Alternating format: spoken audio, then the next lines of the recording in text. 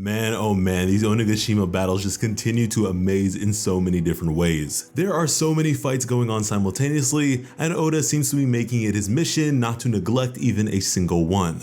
With the previous chapter, the members of CP0 would have a conversation in regards to the current happenings of the battlefield, along with the plausibility of Kaido actually being defeated here. Rob Lucci would express that in the event that Kaido were to be taken out, the world government would seize direct control over the country. But regardless of the outcome, Nico Robin was to be captured and brought back. Elsewhere, Momonosuke and Yamato had split up for the sake of covering more ground in their efforts to avoid the disaster of Onigashima colliding with the capital. So while Momonosuke worked diligently to produce flame clouds strong enough to support Onigashima, Yamato rushed elsewhere to handle the armory beneath the Skull Dome so that the worst case scenario would at the very least be lessened. From there, we would see Sanji continue his struggle against Queen. The entire time, Sanji would wonder what in the world was going on with his body. He would strike Queen, sure, but the damage wasn't nearly enough to keep the behemoth down. Queen would then unveil a serpentine form of his in the most bizarre way possible, but in doing so, was able to constrict around the body of Sanji with a grip that had gotten the better of several armament hockey masters in the past.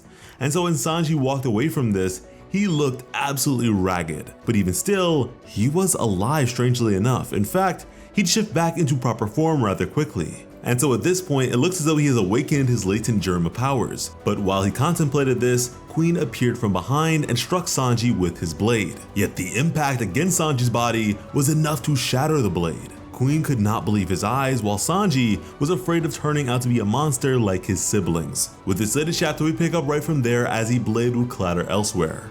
Both Queen and his goons would wonder what exactly happened. They would conclude that this could not have been armament hockey, as just then, Queen would recall a certain desire from Judge back in the day. Something about making more durable humans with accelerated healing factors, enhanced physical strength, and finally, hearts of ice. Now this feat of durability was something that really impressed little Grandpa Chopper, but Sanji was really concerned. He did not want to end up like his siblings. He did not want to become an unfeeling monster. And so in his panic, he turned around and just began fleeing from the battle, again questioning what in the world was going on with his body.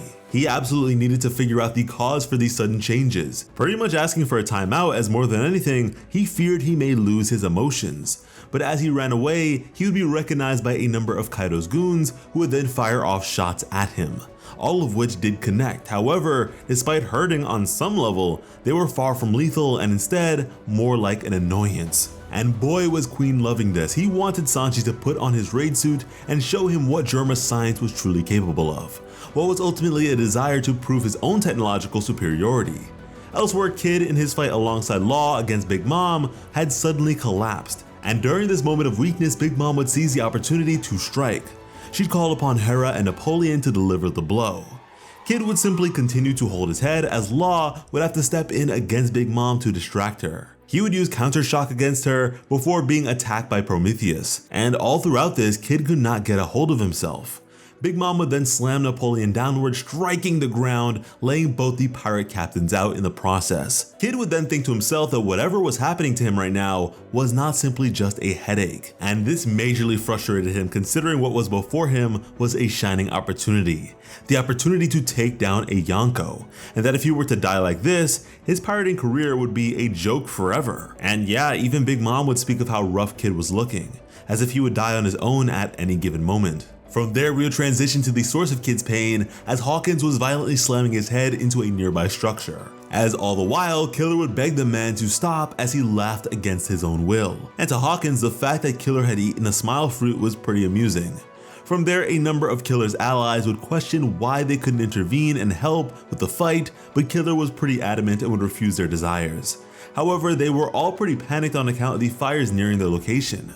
From there, a bloody Killer would again beg Hawkins, only this time he would offer his own life in exchange for his captain's. Hawkins, however, would not be very fond of this prospect and instead opted to kick Killer while he was down. Hawkins would furthermore express that right now Kid is fighting against Big Mom and probably believes this to be his chance to take down a Yonko. Killer would tell him to stop getting in Kid's way, but to this Hawkins would say that Killer could take him out at any point with his sights if he was so sick of him.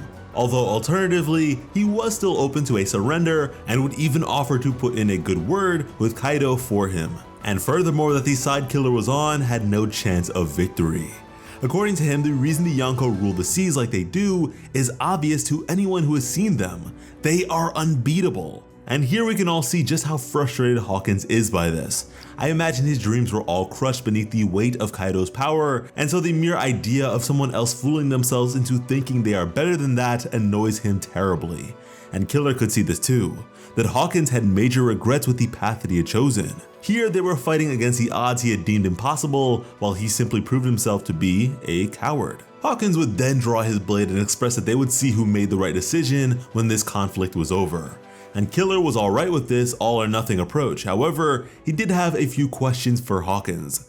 Firstly, what happens if Hawkins takes damage that has nowhere else to go? Hawkins didn't really seem to understand the question, as in a flash, Killer would slice off the left arm of Hawkins. Hawkins would begin panicking in pain, a severe degree of damage he never expected to sustain. However, Kid does not have a left arm, and so because the damage had nowhere else to go, Hawkins straight up lost his arm like he normally would. Killer would then remove the doll from the severed arm and ask his second question. Without this doll, how many more lives did Hawkins have? As Hawkins would admit that this was his final doll. Hawkins in his desperation would call forth a Straw Reaper of Death, which Killer would take care of really quickly without any issue. Hawkins would draw yet another card to discern the outcome of their battle, and to his horror, it was the Tower card. And with his Sonic Blade, Killer would finally put an end to Hawkins. And because of this, Kid was no longer struggling physically. You see, the Tower card stands for Great Change, an uprooting of the established order with a hidden meaning that indicated the opening of a new path entirely. Killer would then urge his captain to do his absolute best, and that was the chapter. Finally, someone has taken Hawkins down. This guy's Devil Fruit was certainly one of the more annoying ones to deal with, and so for me, it is really nice to see him knock down a peg like this. Now, in regards to this Big Mom versus Kid and Law fight, these two young pirates have plenty of potential, yes, but no way they actually managed to do anything too substantial here. To be real with you, Big Mom scares me several times more than Kaido does, so I just don't see her being taken down here. If anyone is going to go down, it will be Kaido. Now, in regards to Sanji, it's not as if his siblings have absolutely no emotions, but rather a lack of empathy. What I imagine would be the greatest signifier of such a change would be a shift in his beliefs in regards to harming women. Not his attraction to women, mind you, as even his brothers are capable of that, but instead a desire to save and protect women for the sake of chivalry. Now, you know what, I never really felt too connected to Kid or Killer as characters beyond them simply looking cool, but you know what, I really enjoyed the Killer content that this chapter provided for sure. And hopefully you guys enjoyed the chapter as well. If you did, be sure to subscribe to Plot Armor with notifications on to keep up with all that we do, because when it comes to bringing you some of the best One Piece content on the platform, Plot Armor has you covered. As always, I am Slice of Otaku. Thank you all so much for watching and have an awesome day. I love you.